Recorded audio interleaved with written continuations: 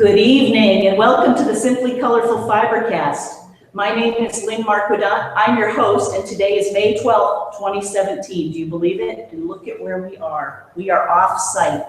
We're at the Newburyport Maritime Museum and I am so thrilled to be here. We're glad to have you, Lynn. Thank you, Kevin. It's the third time we've tried to get you up here and it worked fine. No snow. No snow, no ice, nothing like that. No. Business trips, no. That's right, on both our parts. Yeah. Well, thank you for allowing us into your home, No? you and Michael and the whole staff here. What we're going to do tonight is quickly go over, we've been doing a mystery quilt. Okay, So I quickly want to do that reveal, sure.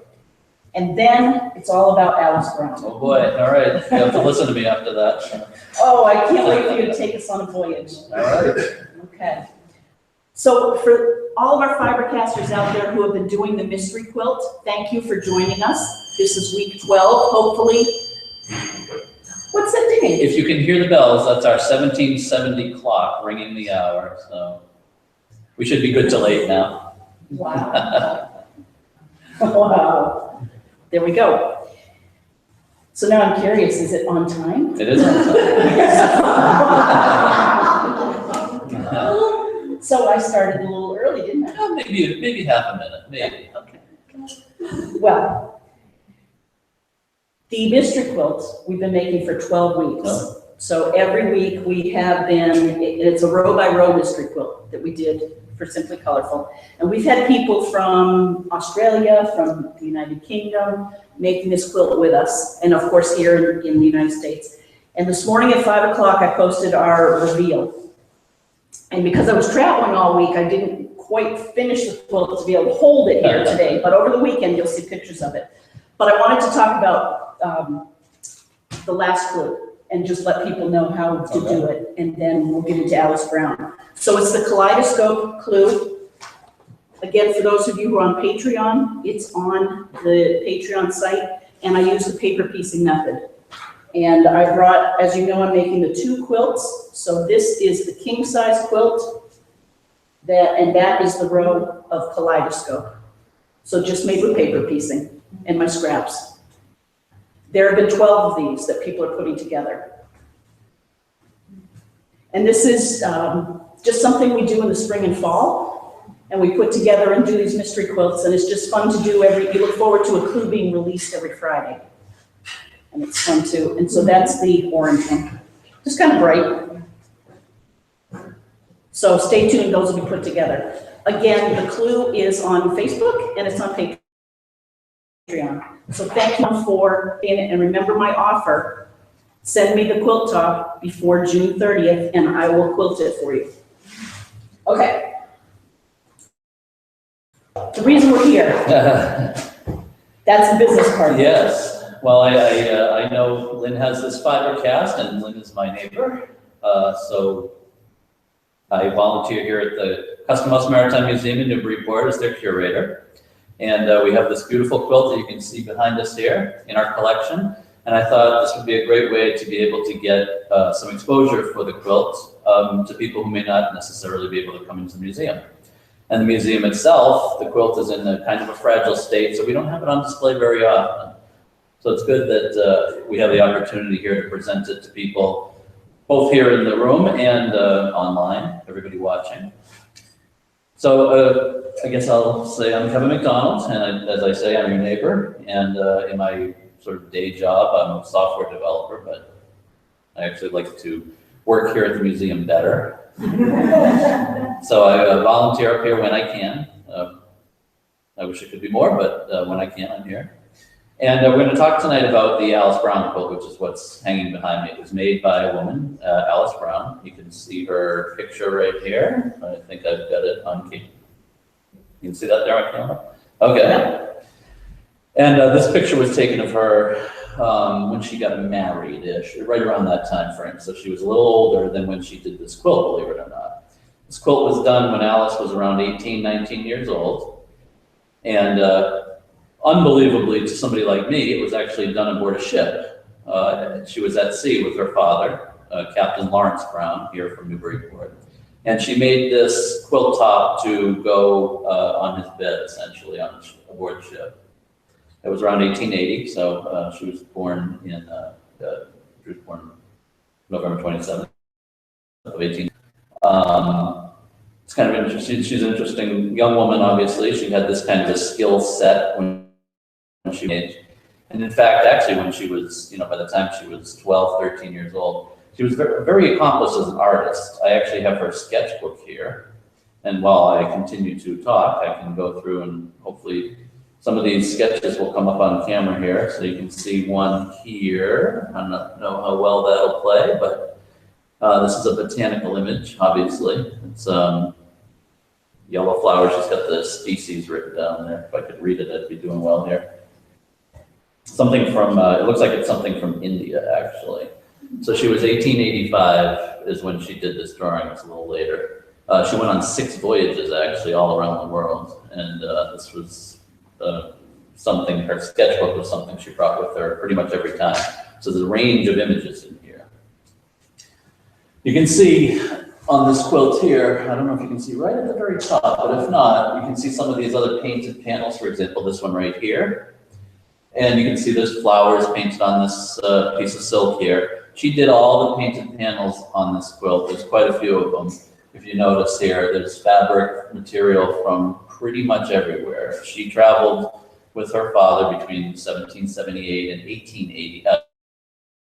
1878 and 1888. So it was a 10-year period that she traveled with him. The whole family did, actually. And she did all kinds of things aboard ship. As you know, she drew, she'd sew, she'd do this, for example. And when they would port into wherever they were going, so they saw the world. She was everywhere from Liverpool, England to Japan, and everywhere you could possibly think all over the world. And when they would go to these exotic locales, she would pick up fabric and bring it back home. And so many of the fabrics here are from different parts of the world. There's German fabrics, there's silks and satins from the Orient, there's local material in here too.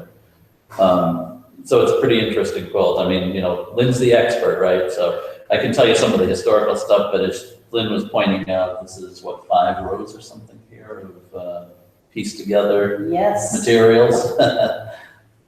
It's smaller than I thought it would be. Okay.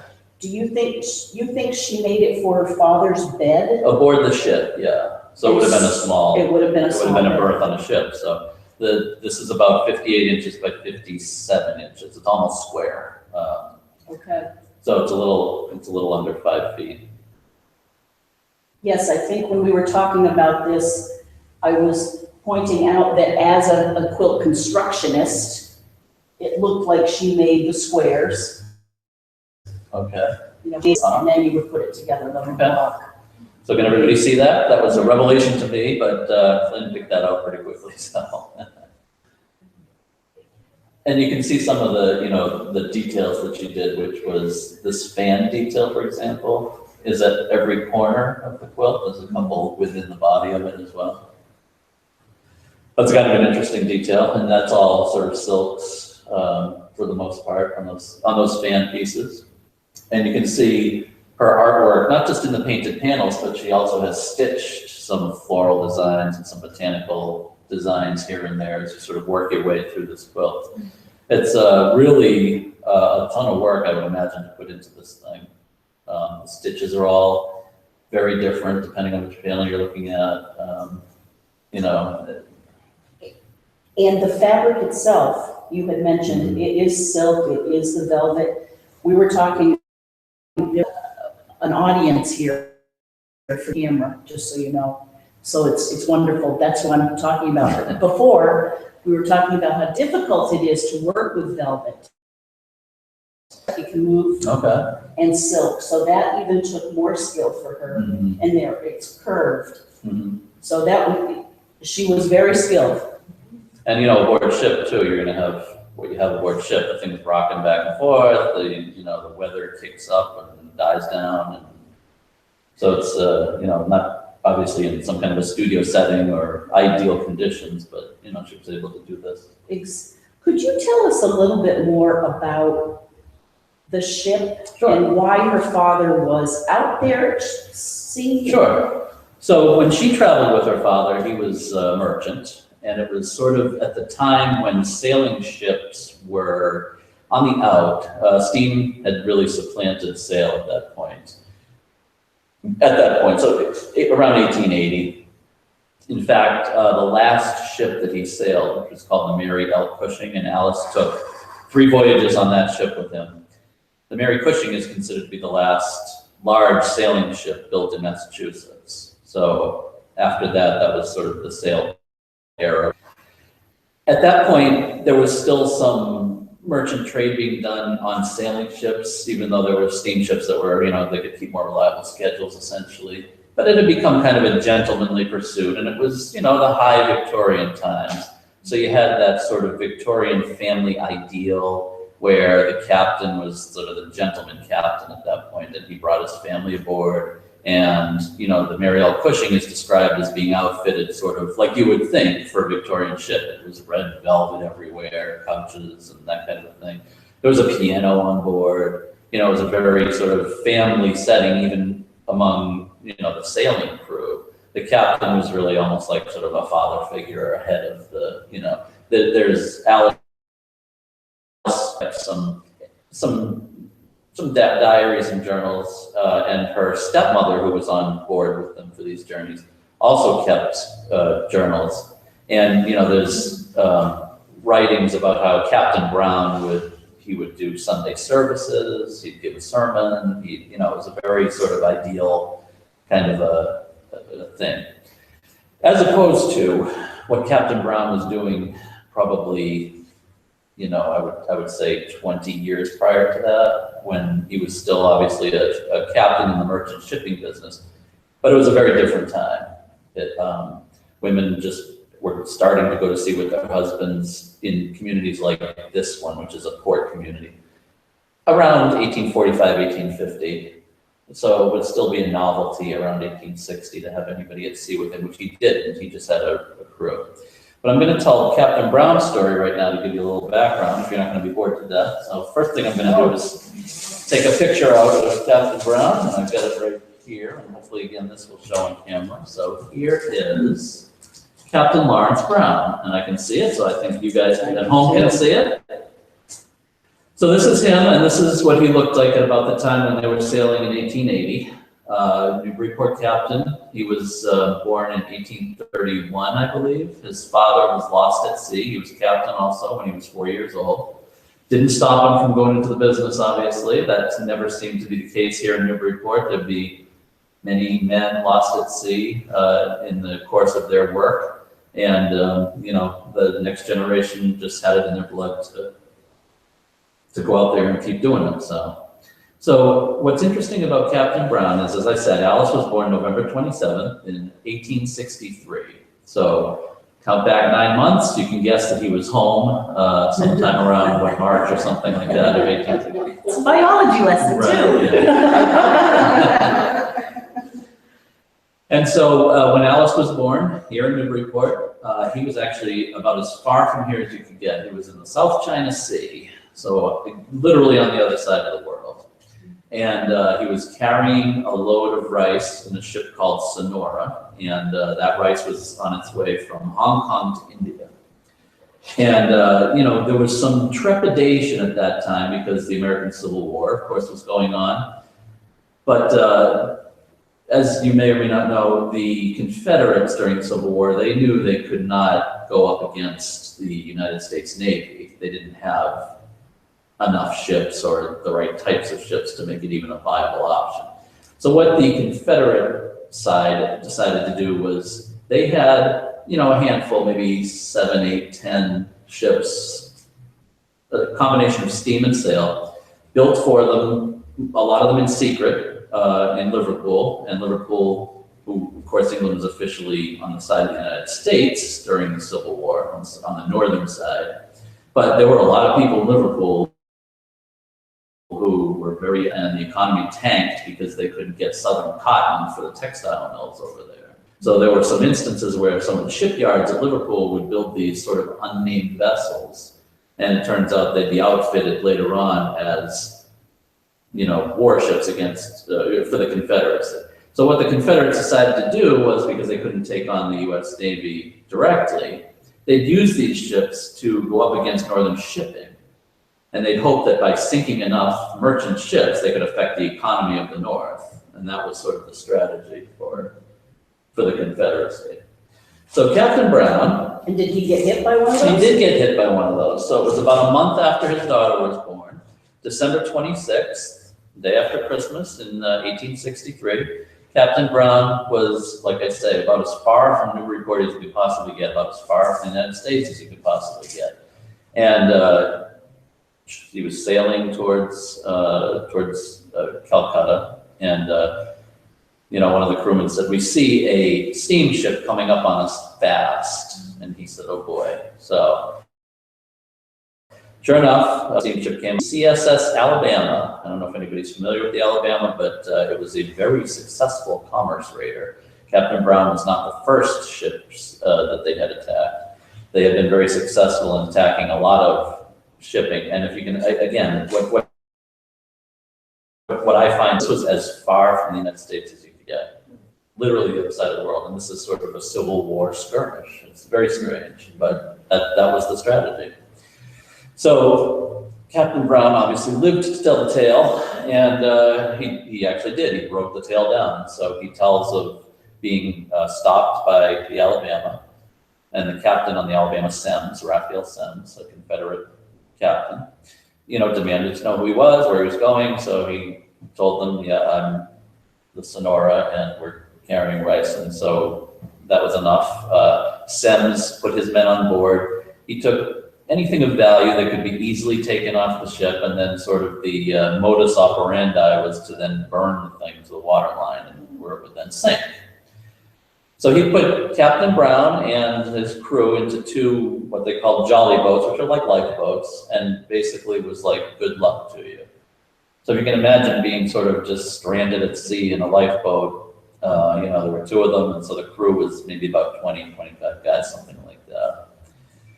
But what ended up happening is, I don't think they ever know what happened to one of those jolly boats. So half the crew sort of, that's the end, and nobody knows what happens to them after that. The other one, Captain Brown included, they eventually drift in Burma about 8 days later. So you can imagine no food, no water for 8 days, open sea, that kind of a thing. So, and he had managed to secrete some money in his boot when he was being overtaken. He gave that money to his crew and told them, fine, this will help you to get back home. And then he actually, Captain Brown himself, because he was able to sort of go to an American agent in Calcutta and essentially get a ride home, is what happened. He could, it was a courtesy afforded to captains that, Sure. If they either lost a ship or, they had to scuttle it or whatever it was that they'd be able to get back. They could jump on board another ship. Sure. And of course, they had the kind of experience. Obviously, why wouldn't you want another person on board your ship that had the kind of experience that a captain has? So that was his story. He finally got back to Newburyport. I have a letter right here. It's actually a couple of letters. And this is one dated, 17 January 1864, so a couple of weeks after this event.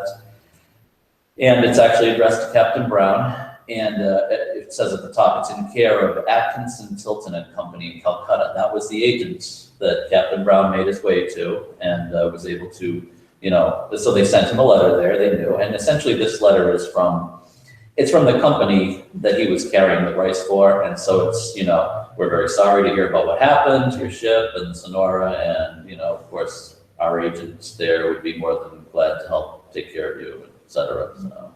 So that was what was going on when Alice Brown was born. That was about a month out. It was being burnt out, about as far from the U.S. as you could get by a Confederate raider. And he'd never met her or seen Alice yet? Not yet, no. At all? No, he was at sea. Imagine. And so just a random question, the Atkinson. Yes. Is there a town around here called Atkinson? No, New Hampshire, yeah. New Hampshire. Atkinson's actually a big name in this town too, in Newburyport. So I would imagine that this Atkinson had something to do with the family here. a lot of the merchants here in Newburyport would have agents in big port cities. Calcutta was a big port city, so even though it was all the way on the other side of the world, there would still be like a presence there. You know, like there'd be businesses here in Newburyport that would have an agency in, say, New Orleans and Liverpool and Calcutta and Hong Kong, just because that's where their trade took them, obviously. So. And this was in a time when the form of communication took so long. It did, yeah. How would you ever keep track of where people were in the world? Can you imagine? So tell us about Alice's mother. Okay. Back home while this is going on. Okay, well, she's here in a northern city during the Civil War. There were a lot of men and boys from Newburyport that went off to fight in the Civil War, but there was no direct action or anything like that around here. So, I mean, of course, they were following the news of the different ships that were being burned, of course. And in a town like this, where the fortune of the town at that time was merchant shipping, and they were building ships here, they were sending them out everywhere, they were doing business. There were so many ships in and out of here that this town during the Civil War lost, I want to say it's something like 30 ships, 25, 30 ships to Confederate raiders, just like Captain Brown did, that kind of thing. So they would, you know, did it have an effect on the economy? Yeah, sure it did, which was what the intention was with the South. It wasn't a crippling effect, obviously, but sure, you'd lose a ship, an entire cargo, and you know, something like the Sonora, that ship would have been maybe 150 feet, 700 tons empty. And so it's a big ship, you know, it's a loss. And I think probably a ship that size with a full cargo could have been worth at the time maybe $75,000, which is not a little money, even for that. It would have, I don't know what the equivalent dollars are today to check, but that would have been a big loss. Okay. So he does finally make it home, of course, Captain Brown. Okay. His wife, Jane, he had a daughter when he left, so Alice has a sister. This photograph here, I'm gonna try and hold this up. This is like a tripartite photo here. And let's see if I can make sure it doesn't glare there. So the middle image is Alice's stepmother, her name was Abby. And the image on this side right here that's Alice. And the image over here is her sister Agnes. So this is the three of them. And this is probably a little early. As you can see, she looks like she's 8, 9, 10, something like that. There were times her father would go to sea and take the wife and leave the two girls with his sister, so their aunts, here in Newburyport. And that was something that frequently happened too. You'd have, you know, if a wife went to sea with her husband, she wouldn't necessarily take any of the kids with her necessarily. Yeah, they'd live with an aunt or an uncle or somebody here in town for a 10-month voyage, a 16-month voyage, whatever it might be. Yeah. So, but Alice's mother died, unfortunately, fairly early. She died in 1871. So Alice would have been about 8 years old. Captain Brown remarried in 1875, this woman here, Abby, and they didn't have any more kids, but that was, again, between 1878 and 88 is when the whole family would travel aboard a ship. They were 3 voyages they went on a ship called Elcano, and then 3 voyages on that Mary L. Cushing, the sort of last sail ship built here. So this woman, Abby, took on parenting the children. She did. Of the captain. What about school? So school, Newburyport had a girls' school, actually, at the time. It was very well attended. I don't know for 1,000%, but Alice she writes very well, and you know, she's got some of the domestic skills, I guess, if you want to think of it that way, or what would have been part of a woman's education or a girl's education, which is this drawing and sewing, and you know, she knows how to write, she knows how to paint, she knows how to, you know, do that kind of stuff. Yeah. She plays music, she writes some music. There's actually a page in here, and I'll see if I can find it, where there's a musical score across the top, you know, that she did while she was out at sea also, basically. I won't keep looking for it, but trust me, it's in there. Yeah, so that, and you know, again, it was a Victorian ideal at the time, right? You know, it was that sort of, the family unit was everything. And, you know, in a lot of ways, it was helpful when they went aboard ship because the presence of a woman and a family aboard ship would make the sailors behave better. You know, for example, we already know that, you know, the captain would demand that everybody attend a Sunday service, that he would lead every Sunday, whether they were 1,000 miles from land in the middle of the ocean or not. So they had a piano aboard ship, so there was singing and piano playing and what have you. On camera, you aren't going to be able to see, but we do have a display case that has a whole set of tableware that was used aboard a ship that would have been like Captain Brown's ship. Wow. So it was very more formal, of course, than it used to be. The sailors weren't drinking and cursing as much as they may have 25, 30 years earlier, kind of a thing. So it was really, it was a sort of a genteel pursuit at that point. I see. As opposed to, again, what he was doing 20 years earlier, which is, you know, sort of having a no fault of my own battle, Civil War battle at sea with the Confederate raider. At this point, this is fascinating. Oh, I'm getting myself into that ship and imagining what it must have been like for Alice. That's a lot of time in, not isolation, but really in a very small area.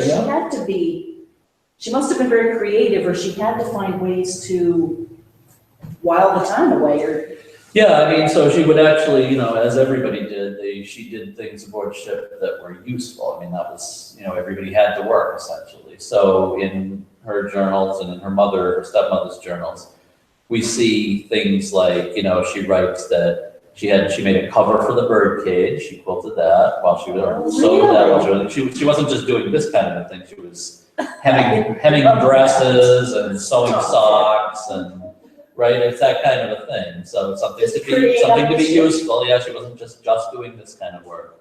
It was you know, the men did men's sails. So there was like some massive. I don't know if you've ever seen a sail needle, but they're like this, and you sew like you think you'd sew, basically, but with a massive needle. I would assume that there would be some, you know, give and take between her and the sailors. You know, a lot of the time, especially if they were a little younger, although she wasn't, she would have been, you know, an older teen when this was starting. But there's a woman in town, Elizabeth Bray, same kind of story. She traveled with her husband in the 1850s at sea, and she had her little girl with her, Fanny. She was 6, 7 years old. And Fanny became sort of the ship mascot, if you want to think of it that way. You know, every sailor likes to have the little kid running around. And, you know, they talk about how they'd catch seabirds for Fanny and tie them so she could play with them and then let them go afterwards. They'd catch fish for Fanny and that kind of a thing. Alice is a little older and her sister's a little older. So it's really more of a, you know, they actually would bring the piano up on deck, believe it or not, in decent weather. I don't know how many guys that took, but they'd carry the piano up on deck and play up there. So that must have been something. You know, again, if you imagine an open ocean with the horizon all around you, not one sign of land anywhere, and you know, you're playing the piano. Wow. Yeah. I have lots more questions. Okay. Right. Before I get to them, I want to remind everyone on FiberCast to send your questions, marquidant@gmail.com. And I suspect people are thinking, why do you have such a long email address? It's kind of a long story. I do have a short email address, but I can't get to it from here, right? Yeah, so please send Lynn questions and I'll try and answer some if they're for me, but you know, ask her questions too. Exactly, about crazy quilts and Alice Brown, about the Newburyport Museum, the Maritime Museum. I actually want to ask you a question about It was the fellow's name here that built it was Mills. Robert Mills, okay.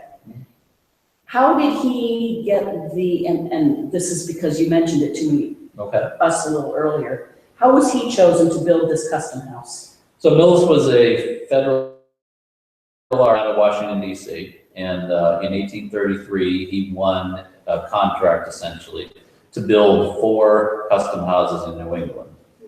This is one of the 4. 2 besides this one remain, and the 4th one was torn down in the early 1900s. So you probably can't see it on camera. In fact, I'm sure you can't. But this is a masonry building. The idea was for it to be fireproof. So the entire building is granite block on the outside, brick on the inside. There's no wooden beaming anywhere in here. Mills had some architectural tricks and details that he was very well known for.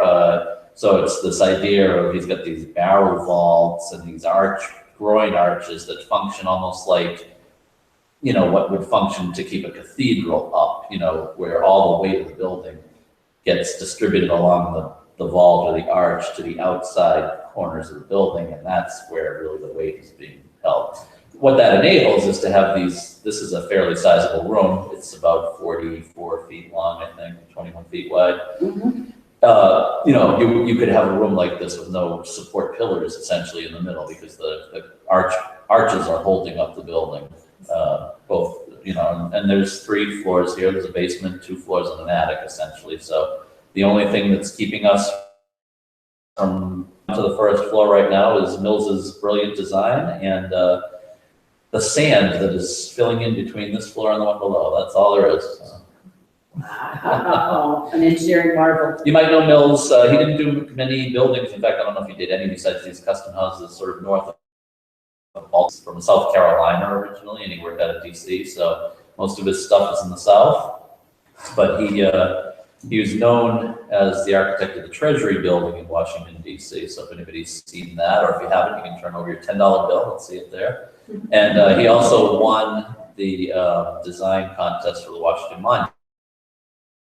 Mills's initial design also. Wow. We're lucky to be, we are actually housed in our largest artifact. Wow, that is neat. So we have a question. All right. Anne asks she's saying that on camera, the colors are looking vibrant.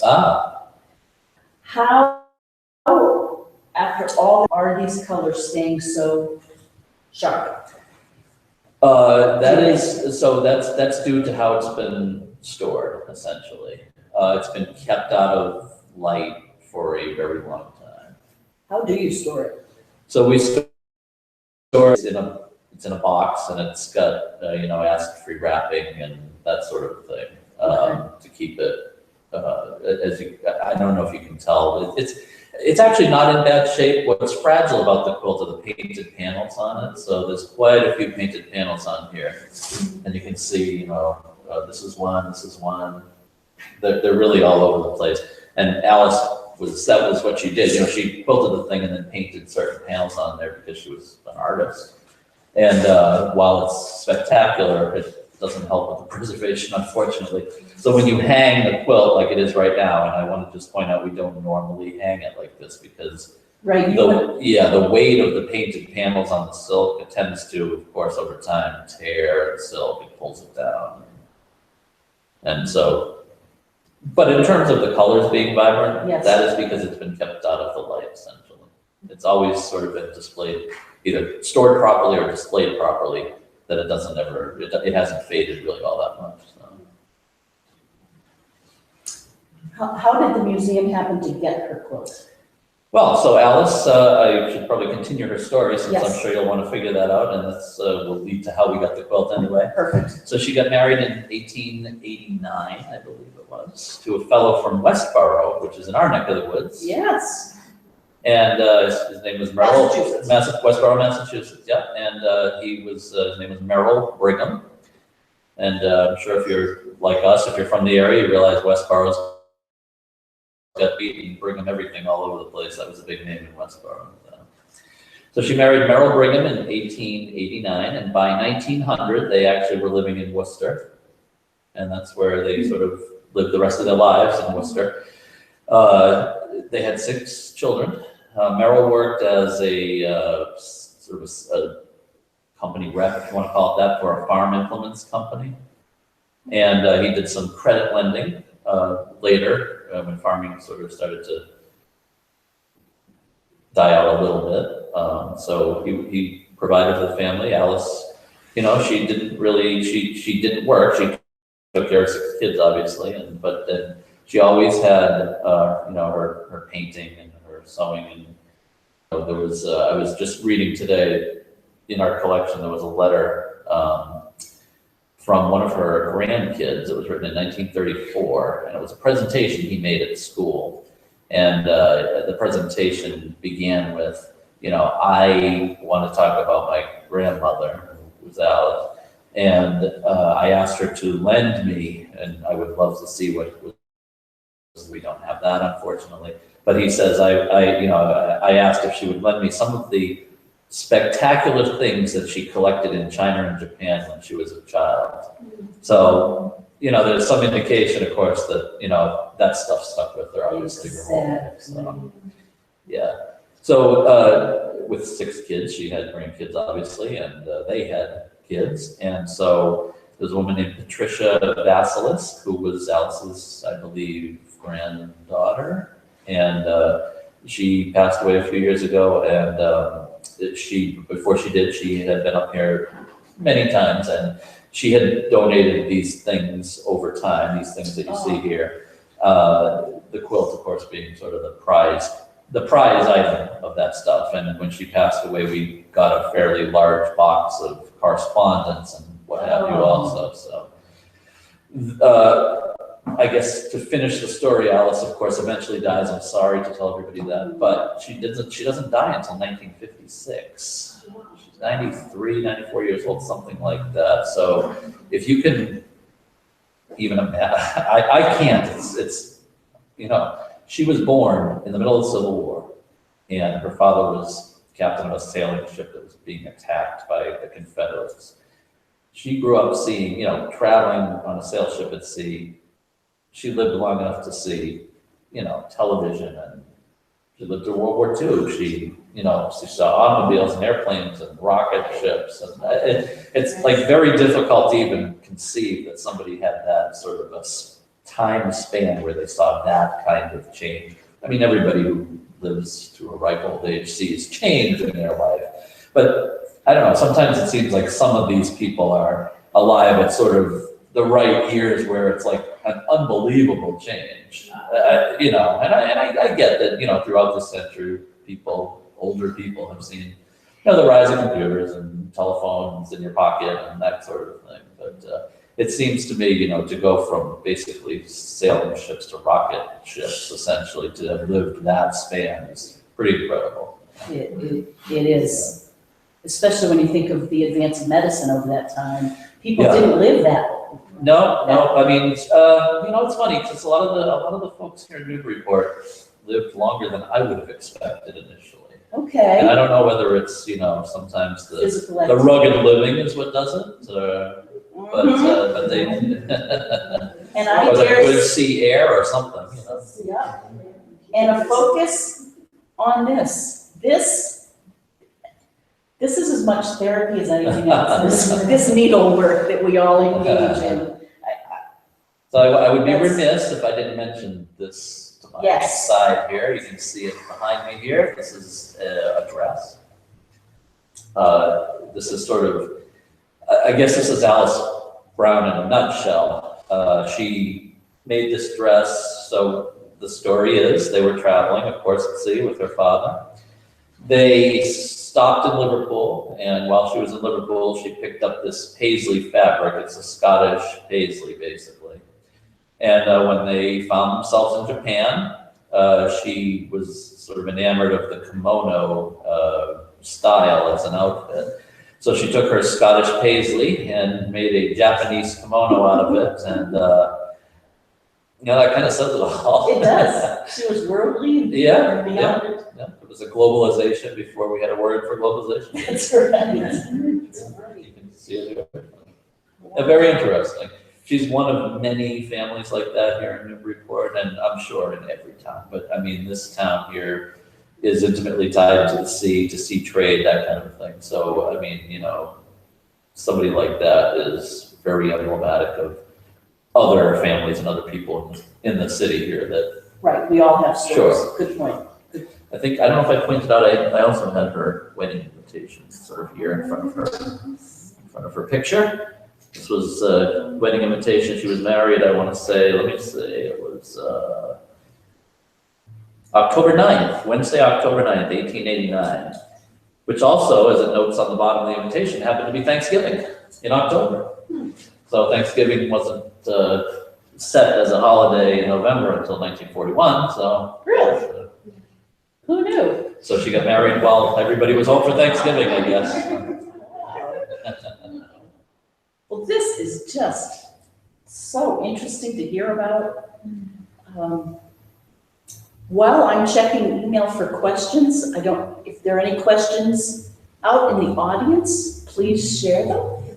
I wondered if there's any way to conserve the fabric and Yeah, so the question was, is there a way to conserve the quilt? And of course, the answer is yes. And it's really always a question of money and, time and sort of what level of conservation do you want to have done with it. And in fact, we've been having some discussions tonight with some of the folks here in the audience about what might be the best way or who might be the best person to talk to start to look into getting this properly conserved. It would be great, obviously, to be able to do that, to have it on display or out at least, or available, sometimes at least, every once in a while, put it out for a month here and there or whatever. I think I mentioned to you the Dear Jane quilt, the 1863 one in Bennington. Yeah. And they rotate that, they keep it Okay, flat, yeah. that one in Bennington, Vermont, and they'll bring it out and they'll put it on. Right, sort of a small incline or something, yeah. I'm sure you've seen that. Yep. But I love to know when that's out, and people will say to me, I'm going up to see the Bennington quilt, or I'm going to see the Dear Jane quilt. You could. How about, so, great question. We noticed some netting earlier. Oh, yeah, so that's an old conservation technique, actually. It is, you're right. So it's nylon, if you want to call it that, and it's designed to, it gets stitched in basically here, sort of flush with the painted panels to try and hold everything in place. Yep. I don't know that it's, it was maybe 35 years ago, 40 years ago, that was sort of the cutting edge of conservation. I'm sure it's something different now. Although I think there's probably still a kind of a mesh that they could put on that's more up-to-date material. Sure. So she painted that building? Yes, yes. She painted more than flowers. Yes, yeah, she did paint more than flowers. I have, since we have a few minutes, I'm gonna go through the book here a little bit, and I can show you some of the other things she did. There's some that are pretty interesting, actually. Now, I don't know if you can see this. There are flowers on one side, but on this side, it's the view of a small island and lighthouse, if you want to think of it that way. It's called the North Watcher, and it was listed as being in the Java Sea. February of 1888, she painted this or drew this, and it was on a voyage from, as it says there, HK, which is Hong Kong, to NY, New York, which is, they would have been coming back home. So yeah, and then there's actually, again, I'll just try and find it here. There's a beautiful couple of images that she hand colored. Oh, I'll show you this one. This is sort of one of the tourist attractions of the day, and I think today also in India. This is in Calcutta, and this colorful image over here is what they call the Great Banyan Tree. It's in the botanical gardens over in Calcutta. We have more than one Newburyport lady who was traveling with their husband or spouse or father who made the trip to this botanical garden and mentioned, remarked specifically on the giant banyan tree, the Great Banyan Tree. In fact, again, here in our gallery, unfortunately for people at home, but there's this case over by one of our windows, and you'll see there's leaves from the Great Banyan that were pressed into a journal from another Newburyport woman. So please look at them afterwards. Again, sorry about everybody at home that can't do that. And then I would just show you, she also painted or drew people. These are spectacular images here. I don't know if you can see those very well on camera, but again, these were Hong Kong, obviously, so these are Chinese, there's people in Chinese dress here, and what she's done is paint a sedan chair and a rickshaw, essentially. What's more late night, basically, so she would have done this while she was in Hong Kong. You can see they're very well executed little figures, and she's got all the little details that you would hope that somebody would have. She's got right on the sedan chair, there's like Chinese lady. It's pretty interesting. She also did some, oh, here's the page with the musical score at the top. I don't know how good that comes out, but you should at least be able to. I would assume somebody could play that right now if they were so inclined. She even titles it Home Again, so. And then I wanted to find, there was a couple of pages where she did this real, they were cut it for quite a while on one of their voyages. Here we go. She did a lot of Indian scenes here. I don't know how well that comes out, but you can see them sort of stacked one right on top of the other. Oh, here. wow. Beautiful images. I would venture to say that you could probably find some of these places still if they exist just by seeing how the images are. She's got boats and scenes of the river and, you know, tin house here and many other things. Beautiful, beautifully executed. So yeah, she could paint or draw pretty much anything. Pretty much anything. What's that? Oh yeah, so here's my director is reminding me. How many of you know Krakatoa, the volcano? Anybody heard of Krakatoa? It blew up in, I want to say 1887, something like that. So Alice apparently was passing through the area in 1883, something like that. And so she went through, obviously, a few years before Krakatoa finally blew its top. And she's got a picture in here, and I hope I can find it, of Krakatoa essentially with its top still on. I don't really know how many images there are like that because I think people tended to sort of draw it afterwards when it was sort of just a smoking crater. But you can see this top image that says Krakatoa there. And you can see that it's still a sort of full, you know, pointed peaked island right there. Where if you look at a sort of an image of Krakatoa today, it is literally just a massive crater. That's about what's left of that small little island. There it is. That's neat. Yeah, it's amazing to think, you know, what people saw back then. They documented it. We have a Yes, question. yes, okay, I'll take the question. Love hearing about history in Alice's long, full life. Says, I may have missed it, Okay. but can you tell us about the garment behind us? Oh, yes, so that's what I was saying. Yeah, so if you did miss it, then I'm glad to talk again. So this right here, this is a dress, obviously, that Alice made. It's made of Scottish paisley fabric, which when she was on her voyage, she picked that up in Liverpool. And when her voyage took her back to Japan with her father, she was sort of enamored of the kimono style there. So she took her Scottish paisley and made a Japanese kimono out of it. And there it is. That's sort of the early globalization right there. Right. So Kevin said in a nutshell, that was Alice. I have an image of her. I believe she actually made these, actually. So I showed one a little earlier of her father, which I think I can put back up here too. See upside down? Nope. No. So here is Captain Lawrence Brown and his daughter Alice. And these are from photographs that we have in the collection. I believe Alice painted, you know, they're like charcoal drawing, basically. I believe she did these as a married woman, you know, in her spare time. She took some of the old photographs and did these images of her father and herself. This is what they both would have looked like around the time that they were sailing. You can see her over here, probably 18 years old. Kind of an age, and her father over here pushing 60. And we do have the photographs that these come from too. We're lucky to have those. There they are.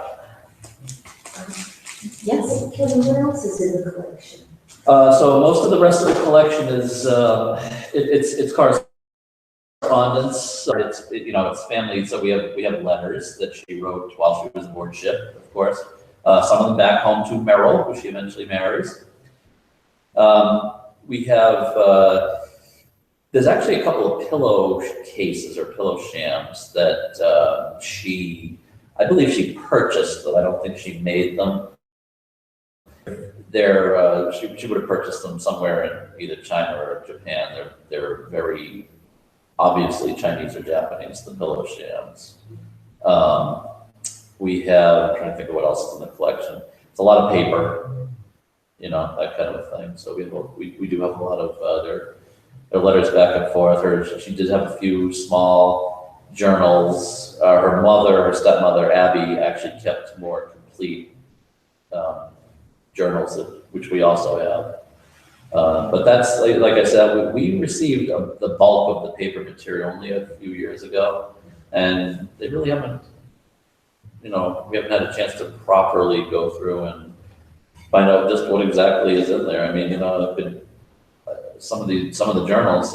What's nice about the difference between, I guess, a journal and a log is, you know, when the men are at sea and they keep a log, it's really wind and weather, and every once in a while you'll get, you know, put the cook in the brig because he was drunk or what, you know, whatever. That was it. That's it, pretty much. When you get the journals from these women that travel to sea with their husbands, you get, you know, now those are interesting. Yeah, so you get sort of a picture of daily life kind of thing where, you know, and the women have the time to, they're the ones who tour when you pull into port somewhere. So again, you'll never see anything from Captain Brown that says, you know, how much he enjoyed the botanical gardens in Calcutta, for example.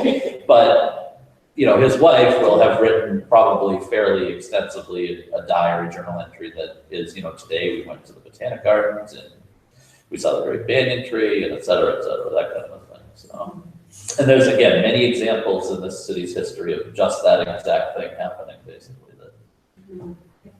Yes. So did her father stay in, she moved away? She did move away after she married. Stay here in Newburyport? Yep, so the question was whether her father was here in Newburyport. Yes, he died here in 1901, I believe, lifelong Newburyport resident. There was a front page news on the local newspaper when he died. We actually have that newspaper. You know, he was sort of the last, not the last, obviously, but one of the last of a dying breed. And even around 1900, 1901, when he died, they knew that that was what was going on. You know, these old shipmasters, the guys out there at sea under sail, that was pretty much it. There was a local institution here, a fraternal organization in Newburyport, the Newburyport Marine Society, which most of these captains would belong to, of course. It was their sort of fraternal organization. And one of the charter admission requirements was essentially you had to be a captain who'd sailed a sailing vessel in the open ocean. Well, the society was founded in 1772, so back then, yeah, sure, that was a requirement because there was no alternative, right? It was, what they were doing was sort of making a distinction between captains who only sort of hugged the coast and the ones who would take worldwide journeys to be in the open ocean. So again, by 1901, Lawrence Brown was probably one of, you know, maybe 20 guys left here in Newburyport that were members of the society. And within 10 years of his death, the society died out literally when the last of the sea captains finally died. They actually, when they were going strong in the mid 19th century, they owned a building here in town, and they actually had, the building was where they did their business, of course, but they also had a couple of rooms set up like a museum as early as 1851. And they'd bring back all kinds of crazy things they'd find overseas and put them in the museum. You know, everything from ostrich eggs, which were sort of, wow, nobody's ever seen an egg this big, to, you know, to weird shells and just, you know, things from, there's, you know, little statuettes from India and just anything you could think of from anywhere displayed there. And the core of our collection here today at the museum are those things, essentially. Yeah. Interesting. Yeah. Can you talk a little bit about the stitches that are used?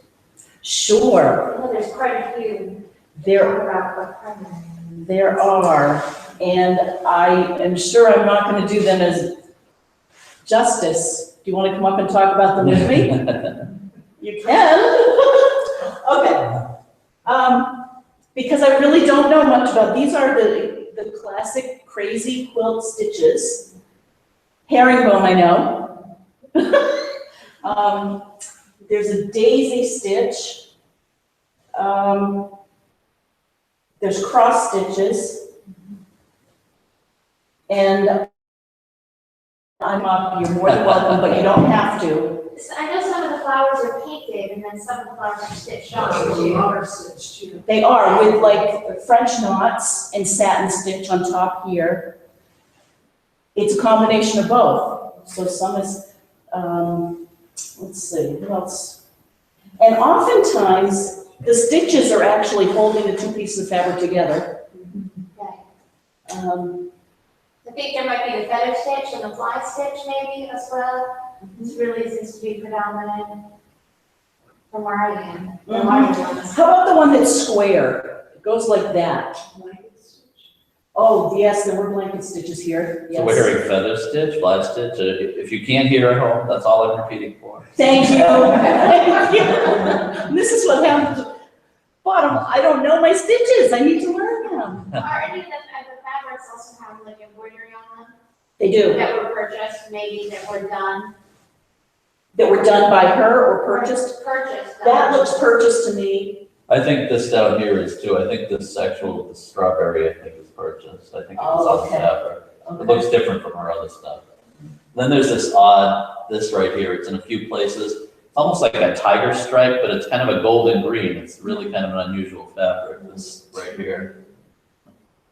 It really is something. And I'd love to know, I'd love to do a poll and see how many folks have done crazy quilts or collages. I know we have folks in the room doing collages of fabric. But this is coming back, I think, a little bit. So is it called crazy quilt because there's no particular pattern? It seems like a wrong name for something so elegant. Doesn't it? Yeah. And it's not meant to be disparaging at all. Oh, It isn't, but it's what it's been called that for years. yeah.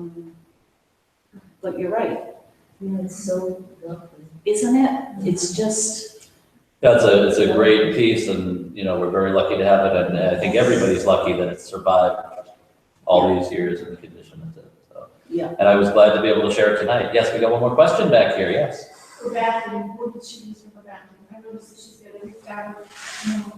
So the backing that's on it right now is modern, well, it's 35 years old, but I don't know what's on the actual back. It's some kind of, Her thickness too, is it like flat? It is. There's no batting to it. no, so it's a quilt top, really. Yeah. Yeah. Yeah.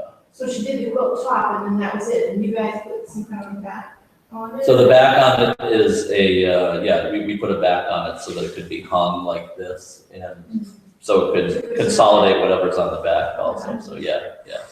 It looks like a piece of black satin. Do we have time for one more Sure, question? I guess, you It's tell not me. actually a quilt, it's a piece. It's a quilt top, yes, correct, yeah, yep. Well, sure. I was wondering, is their home still here in Newburyport? The house, and I can give you the address, I'm gonna say yes, the house, because that's where her wedding was, 20 Fruit Street. Oh. So if you're so inclined, and if anybody at home wants to take a long drive, you can drive by 20 Fruit Street and see Captain Lawrence Brown's house.